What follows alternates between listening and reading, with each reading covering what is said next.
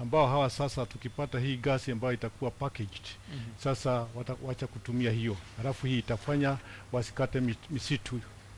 Sasa utaona sasa kuni na makaa haitakuwa na market sana, kwa hivyo misitu yetu itaweza kuendelea.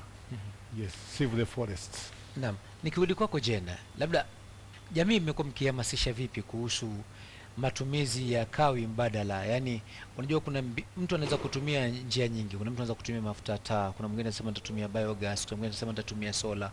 Je, mmekuwa mkihamasisha jamii kwa njia gani kuhakikisha kwamba wanatumia kawi ambayo labda ni salama na haina madhara katika mazingira kwa ujumla? Naam, kile ambacho tunafanya ni kuanza na vitu ambavyo tunaita awareness, yani mafunzo katika baraza, katika soko, katika vyama vya wamama. Kwa hivyo tunatembelea vyama vya wamama ambavyo viko mashinani. Ya project yetu, mradi wetu umekuwa umeanza Kajiado na Makueni.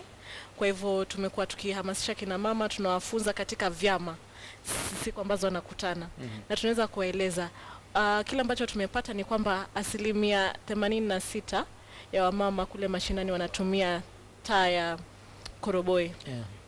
Na vile ambavyo tunawaambia ile pesa ambayo anatumia kwa mafuta ya taa ni nyingi sana. Kwa hivyo tunawafundisha kufanya hesabu kwa zile pesa ambazo wanatumia, halafu tunawapa zile faida ambazo ziko kwa kutumia bidhaa za sola. Na wanaona kweli haina gharama, manake ni pale ambapo tunafanya kazi kuna jua nyingi sana. Ni kutumia tu miale ya jua na ukifika usiku ama jioni una taa yako inawaka. Basi sasa ndio tunawaeleza, ukiamka asubuhi kitu cha kwanza ni kutoa taa nje. Kuweka kwenye mabati ama kwenye yani juu ya nyumba ama hata kando ya nyumba. Kama una hofu kwamba ukiondoka mtu ataenda naye, nenda naye shambani. Kichukue taa lako nenda nayo shambani. Huo ukilima lakini inapata yale miale. Kwa hivyo wanaweza kuona kwamba kuna pesa nyingi sana ambazo walikuwa wakitumia na sasa wanaweza kutumia kwa maneno mengine. Na mzee Kibue, tunapozungumzia kuhusu hii biogas, unajua Wakenya wengi hawatambui kwamba hii biogas kwanza inatengenezwa kivipi, na unapotaka kuitumia matumizi yake yanakuja vipi? Je, ni lazima uweke piping kwa nyumba au ni lazima katika kutayarisha labda uchimbe shimo, pengine labda kile kinyesi cha ng'ombe na mambo kama hayo yachanganye ili uweze kutoa biogas? Hebu tueleze taratibu za mtu kutaka kupata biogas, anaipata kivipi? Kama hiyo jina biogas ni kusema ni kama gasi ambayo imetengenezwa na uhai. Kwa vile imetokana na mambo yaliyokuwa hai, kama hiyo kinyesi imetokana na ng'ombe, na hiyo pia utaweza kupata ile nyingine tunaita kama uchafu wa shamba, alafu ukatakata ukaweka kwa hiyo mradi wa biogas, ikatoa hiyo gasi na ikapika. Kwa hivyo ni gasi ambayo ni ya uhai na inatengenezwa na vile tunasema na nature. Sasa hiyo ikitoka inakusaidia kuacha kutumia makaa na kuni. Kwa vile ukitaka unafungulia tu kama gasi ya kawaida na unapika. Sana sana unajua mambo ya kawi nyumbani ni mawili, kuona taa na kupika. Sasa hata wazatu wakisuluhisha ile ya kuona ya taa, pia kuna ile shida ya kupika. Sasa hiyo ndio inatumia mafuta mingi na ndio pia inatumia makaa na kuni. Sasa hii inakuja kusuluhisha hiyo.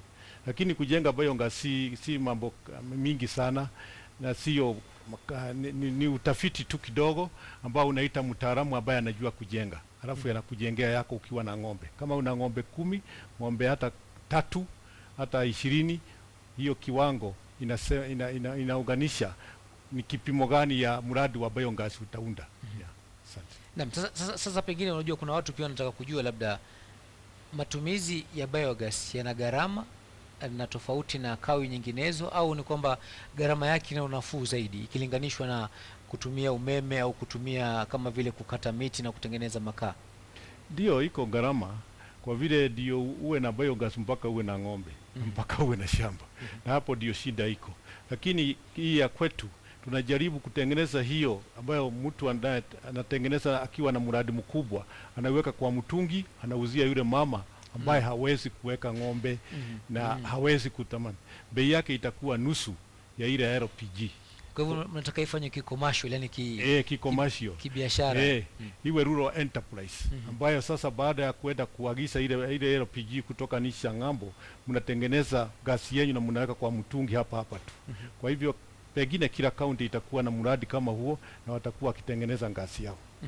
Naam, sasa je, tunapozungumzia kuhusu sola, unajua sola, watu wengi wanajiuliza kwamba kuna watu ambao wamesema kwamba labda taa hizi za sola kuzipata huwa inakuwa ni vigumu, ama pengine unapozipata labda zinakuwa na gharama kubwa. Pengine mtu ambiwe taa moja nunue kwa shilingi 1,500 au 2,000. Utakuta sio Wakenya wengi ambao leo watakuwa na pesa ile haraka ya kuweza kumudu gharama za kununua taa ya sola. Je, katika sehemu hizi za ambako kuna miradi yenu kama Kajiado na Makueni, mnahakikisha mnawafikia vipi wale wananchi na kwamba wanapata hata hizo taa pia? Kusema kweli hilo limekuwa changamoto. Kila ambacho tuliweza kufanya, tuliweza kujua kwamba kila sehemu ina changamoto zake. Wale wakazi wa Kajiado tuseme, kwa vile wanauza ng'ombe, wale ambao wako Makueni ambao wanategemea shamba peke yake. Kwa hivyo kama Makueni, kile tulifanya tukiwatembelea kwa vyama, ile pesa ambayo wanafanya huwa wanafanya table banking. Kwa hivyo tukaweza kuwapa kila mtu, kila mwanachama, yani katika chama nzima kila mwanachama anakubali kwamba watachukua taa. Alafu kwa ile taa, kwa zile pesa ambazo wanatoa kila wiki, 10% inaenda kwa taa. Kwa hivyo baada ya kuwapa kila mtu, kwa hivyo kila wiki wanalipia mtu mmoja kama hivyo. Kwa hivyo ndio rahisi tumeona kufanya kazi na vyama kuliko kufanya kazi na watu binafsi. Ndio manake chama inapatia na ile security, yani tunamjua mwenzetu, na vile kwa vile anajua na vile kila mtu amechukua, kwa hivyo kila mtu anaweza kupata taa katika hiyo huo mradi. Na mbeleni kulifanya utafiti, ikasemekana kwamba hizi taa za koroboi zina madhara ya kiafya, hasa katika mambo ya macho na magonjwa mengineyo. Je, labda tangu kuanzishwa kwa mradi huu wa sola, je, mmeshafanya utafiti wa kuhakikisha kwamba pengine kwa njia moja au nyingine visa vya maradhi ya ambukizi kama haya vimepungua? Tumefanya utafiti, maanake kila wakati ambapo tunapatiana taa ama kuna nyumba ambayo inaweza kununua taa, kuna yale maswali ambayo tunawauliza, na tumeweza kupata kwamba wanafunzi ambao wako katika nyumba ambazo zina sola sasa wanaweza kusoma. Na unajua kitambo walikuwa wanasoma lakini macho yalikuwa yanaugua sana juu ya ile moshi na ile mwangaza ni mdogo sana. Kwa hivyo wakisoma wana strain sana. Kwa hivyo sasa vile ambavyo wamepata taa za sola wanaweza kusoma kwa muda mrefu. Kama saa moja wangekuwa wamelala, sasa wanasoma hadi saa 4. Wale wamama ambao walikuwa wana shida za kifua, wanakohoa sana, sasa zimepungua. Manake sasa walikuwa kama Kajiado katika Manyata huwa haina hewa kama nyumba za kawaida. Kwa hivyo ile moshi wakishapika nayo waizime, huo moshi wote unaja kwenye nyumba. Na tena huku upande huu tena kuna mafuta ya taa, wakizima pia. Kwa hivyo maradhi yamerudi chini.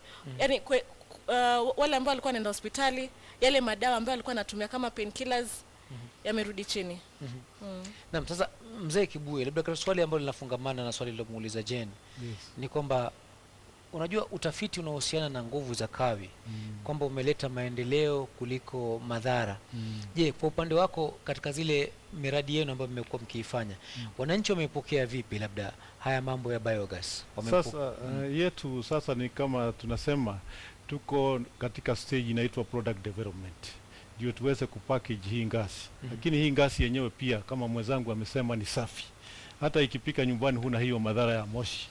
Na pia ina moto yake ni tuseme unaweza kupika haraka hata kuliko kwa ile ngasi nyingine. Sasa unaona hapo mwenzangu akiwa katika tuseme ni mama ako na rumu 2 ama na rumu 1 amekodisha pahari, akiwa na hii mtungi na ngasi hana madhara ile ingetolewa kama angekuwa na jiko na makaa ndani ya hiyo nyumba. Sasa hapo iko manufaa kubwa sana.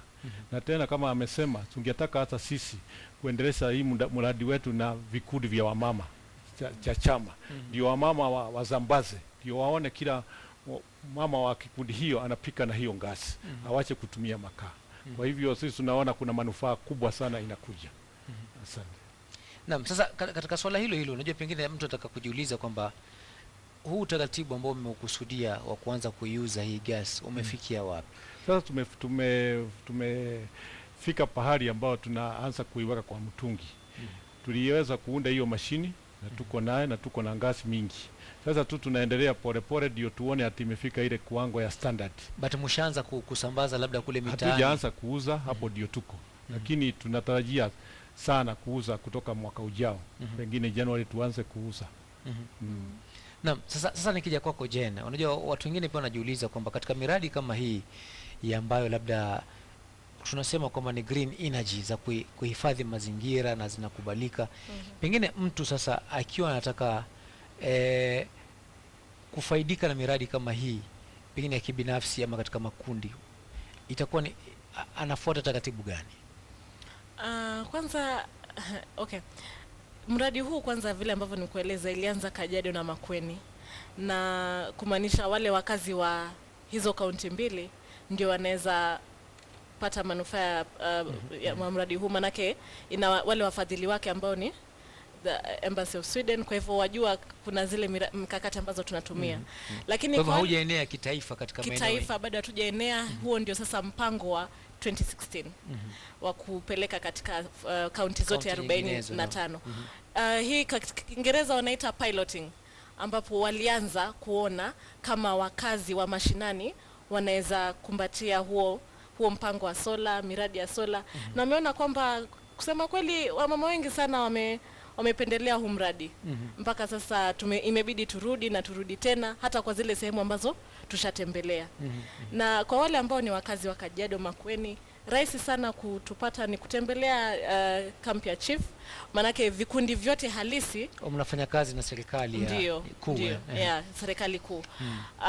Zile vikundi ambavyo viko halisi, manake pia kuna vikundi ambavyo vikundi halali. Kwa hivyo vile vikundi ambavyo ni halali viko registered katika chief, kampi ya chief, na tukifika pale tunapatiwa ile orodha ya zile vikundi.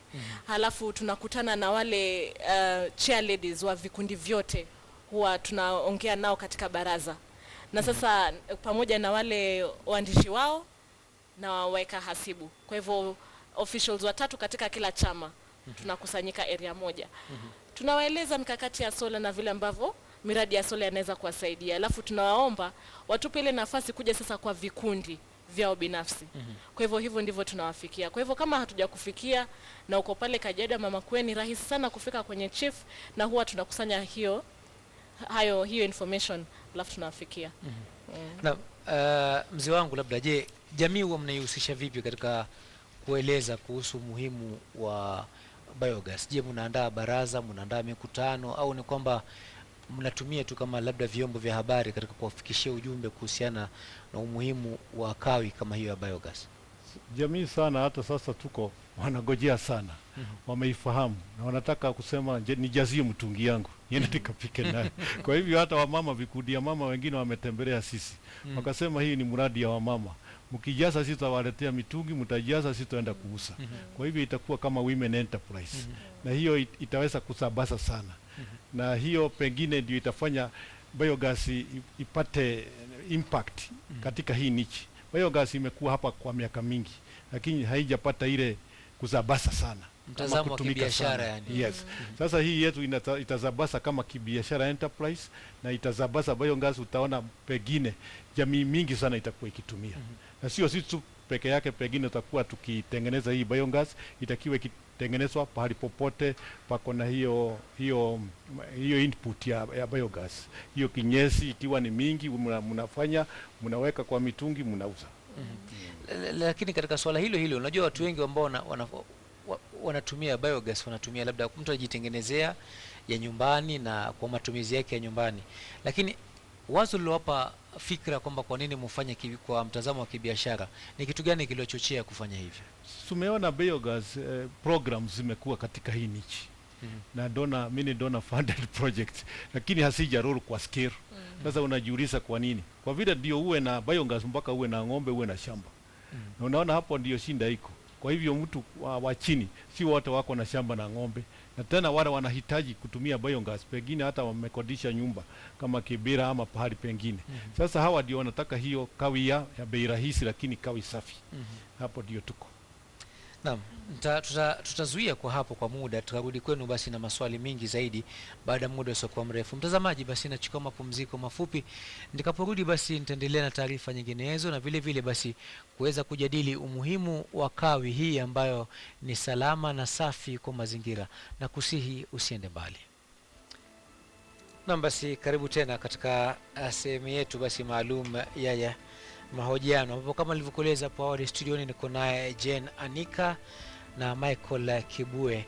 Wote hawa basi wamesisitiza umuhimu wa kutumia kawi mbadala, yani kama vile sola au biogas na kawi nyinginezo ambazo ni salama, matumizi yake ni rahisi na vile vile ni bora basi kwa mazingira. Naam, nikirudi kwako Jane, unajua watu wengi wanajiuliza kwamba tunapotumia miale ya sola mbali na kupata mwangaza, je, tunaweza kutumia kwa njia gani nyinginezo? Sola kuna kupika, unaweza pika kutumia sola. Kuna lakini shida kivipi, yani kuna jiko la sola au watu wengi hawaelewi? Kuna jiko la sola ambalo ni rahisi sana kutengeza. Na katika mradi ambayo Green Energy tunataka kuanzisha mwaka 2016 ni kufunza kina mama kutengeza. Manake kama hizi jiko za sola zinatengezwa na aluminium foil na kama kikaratasi, yani kama zile box. Halafu na nylon peke yake. Kwa hivyo kama kina mama wanaweza kujua kuzitengeza, wawe wakiuzia wenzao ama wawe wakiweka zile chakula, nenda shambani, wakirudi zimeiva na hajatumia kama gas kupika, yani hawajatumia pesa zao kutumia yale mafuta ambayo watatumia. Kwa hivyo itakuwa inawasaidia sana kupunguza zile zile pesa ambazo wanatumia. Kwa hivyo hasa ni kupika na kuangalia ule mwangaza. Ndio jua iko na matumizi mengi sana sola, lakini ukiangalia katika kile setting ya nyumbani, katika kazi za kina mama za kila siku, nyingi zao ni vile kutumia mwangaza usiku na vitu vya jikoni. Kwa hivyo zile hasa ambazo tunaangalia ni kumpunguzia mama mzigo katika hivi vitu viwili. Kwa hivyo ndio tunataka kuweza kusisitiza kusoma na kutumia mwangaza wa sola. Na mzee Kibue, labda tuje katika mazingira na sola. Je, sio sola kumradhi, bali biogas. Kwa mtazamo wenu nyinyi kama shirika lenu, mnahisi kwamba mazingira yameokolewa kwa kiasi gani tangu matumizi ya biogas yaanze kutumika humu nchini? Kusema ukweli, mambo ya misitu na mambo ya kuwa na unaharibu misitu imekuwa hapo. Lakini hata sasa ni changamoto. Kwa vile huwezi kuambia watu wasikate kuni, na ukiwaambia wasikate kuni ni kama unawaambia wasipike. Hata ukienda kwa catchment areas za misitu, utakuta kuna mambo ya hiyo charcoal burning ambayo ni inakuwa changamoto kubwa sana kwa serikali. Sasa wakati tunawaambia tunaweka sheria ati usikate miti ufanye hivi, na hatujasuluhisha pahali makaa inaenda, nani anatumia makaa ama kuni, hatujasuluhisha. Kwa hivyo tunaona biogas ikiwa adapted katika nichi kwa kiwango kubwa, hiyo ndio itakuwa suluhu ya kufanya misitu isikatwe. Na hiyo italete mazingira bora. Kama unavyojua mambo hii ya climate change imekuja. Moja hivyo ni tuhifadhi misitu yetu. Na hatutaweza kuhifadhi ikiwa watu wameongezeka na kusema makaa inatumika kwa wingi. Mpaka tutafute njia nyingine ama mbinu nyingine ya kusuluhisha ile kwa nini makaa inatumika. Kama makaa inatumika, miti inakatwa ama kuni, tutafute ni nini suluhisho ni nini. Na hii biogas ndio inaleta hiyo suluhisho. Kwa hivyo biogas mwishowe ndio itakuwa kama suluhu na kukosa kukata misitu. Yes. Na Jen, kuna katika kaunti nyinginezo wameshaanza kutumia matumizi ya green energy. Yaani ninaposema hivi ni kwamba utakuta hata katika street lights wanatumia zile ambazo ziko na solar panel, kwa sababu wanasema gharama yake ni mara moja na unasahau. Je, tofauti na maeneo mengineyo pengine ama kama taifa la Kenya tunaweza kufanya nini ili kuhakikisha kwamba sote tumeanza kutumia aina ya nishati ya makawi kama hii, sio maeneo ya Makueni au Kajiado pekee bali taifa nzima kwa ujumla? Hapo basi ningependa sasa kuomba serikali. Manake kile ambacho ni changamoto kubwa katika tuseme renewable energy kama kitu kizima ni yale mikakati ambayo serikali imeweka, na utapata watu wengi wanasema hizi sola ni za bei ya juu. Na kwa hiyo bei tena zitakaa kama miezi 2-3 ife kabisa, isiwe ikafanya kazi tena. Kwa hivyo labda serikali inaweza kusaidia kuangalia zile bidhaa za sola ambazo zinaingia katika nchi. Kuna shirika ambayo inaitwa Kerea ambayo imejaribu kuweza kuwapatanisha wale wauzaji na wanunuzi wa sola, wa bidhaa za sola ambao wako halali, kuwapatanisha na kuweza kuambia wananchi kwamba ukiwa Nyeri ama ukiwa Karatina ama ukiwa Kajiado ama ukiwa wapi, hawa ndiwe wale watu ambao unaweza kuwapata, lakini sasa bado wanaendelea na huo mkakati. Kwa hivyo sasa changamoto kubwa ni hiyo, ndio ifike Kenya nzima. Naweza omba Wakenya waangalie zile bidhaa ambazo wananunua. Lakini si kitu ambacho hakiwezekani. Tukiweza kuwa na zile kampuni ambazo zimejulikana, manake hivi sasa hata ukimuuliza mtu atapata wapi bidhaa ya sola hajui wala hafahamu. Kwa hivyo kuna yale kuhamasisha wananchi na kuwa na zile advertisement nyingi kuwaeleza kwamba bidhaa za sola zinapatikana mahali hapa, kuangalia bidhaa ya sola kama iko sawa, ni kuangalia kitu fulani. Hizo elimu ambazo ndio tunahitaji. Lakini si ati huwa hazipatikani. Kwa kila nchi, kila county kunayo mtu ambaye anauza bidhaa za sola. Lakini utapata labda sasa hatujui kama ni zile ambazo ziko sawa, zile za miezi miwili ama bei yao iko kiasi gani. Na Mzee Kibue, katika siku za hivi karibuni tumeshuhudia mabadiliko yale ya nchi katika hali ya anga na vitu kama kiangazi, mvua nyingi kupita kiasi, na kama ulivyotangulia kusema kwamba wafugaji labda wanategemea ng'ombe au mifugo yao waweze kuzalisha biogas. Je, haya mabadiliko ya anga, kwa mfano hali ya anga isiwe ni constant, nikitumia lugha ambayo labda utaelewa kwa rahisi, yani kusiwe na ile lugha ambayo kwamba yani yasiwe yanaendelea vile vile kubadilika. Je, kunaweza kuathiri uzalishaji na utengenezaji wa biogas? Sana tena biogas tu sio kawi si kawi peke yake, inatoa mbolea safi sana. Na hiyo mbolea inaweza kutumika kule mashinani, kule ambao kwa ile tunaita grasslands ama rangelands, kuleta nyasi, kukuza nyasi nyingine. Kwa hivyo pahali ukijenga mradi kama yetu ni kishijo kikubwa kinatoa hiyo kitu ya biogas, ukiwa nayo kule kwa rangelands, utatumia hiyo tena kukuza nyasi mingi sana. Na sana kwetu katika Afrika hatuna miti mingi, lakini tuna nyasi mingi sana. Hiyo nyasi ndio inashika ile hewa mbaya iko hewani, tunaita carbon capture. Kwa hivyo ukiwa na grasslands ambao kumekuzwa nyasi mingi sana, tena sasa unaanza kutoa ile hewa mbaya, unaanza kusafisha ile mbaya. Kwa hivyo hii ni kama local solution yetu katika Afrika. Kwa vile tulipatiwa hii savanna land na Mungu, na sasa na hii na ng'ombe na livestock ziko hapa. Kwa hivyo tunataka kutafuta suluhisho ikiwa na natural resources ile tuko nazo. Na hii ng'ombe na hiyo rangeland ni natural resource kubwa sana. Ukifikiria Kenya 75% ni kama savanna grasslands. Sasa hata tukimulika tu misitu peke yake, na tuache kumulika hiyo savanna land, hatutafanya. Kwa hivyo tukiweka biogas plants kubwa katika savanna rangelands, tutasuluhisha hiyo. Kwa hivyo shida ya kukosa kawi au nishati ya nguvu zozote zilitakuwa imepata suluhu. Hata nyasi, na kutakuwa na nyasi mingi sana. Na hii mambo ya kiangazi kuua mifugo pengine itakuwa ni kitu ya past. Kwa hivyo biogas ni suluhu kubwa sana kwa pastoralists. Je, maneno yako ya mwisho kabla tufunge kipindi? Ningependa kuambia kina mama waache kusumbuka. Waangalie haya miradi ya sola na waweze kukumbatia, maana inawasaidia sana. Asante sana. Na ningetaka kuendelea, lakini wakati umetupa kisogo, na kushukuru. Jena Nika, shukrani sana vile vile pia kwa muda wako. Tukipata nafasi tawalika wakati mwingine tujadili mambo ya kawi na mambo mengineyo yanayohusu nchi kwa ujumla. Asante sana. Na mtazamaji, kufikia hapo basi sina la ziada, bali nahitimisha Jukwaa la KTN kwa hivi sasa.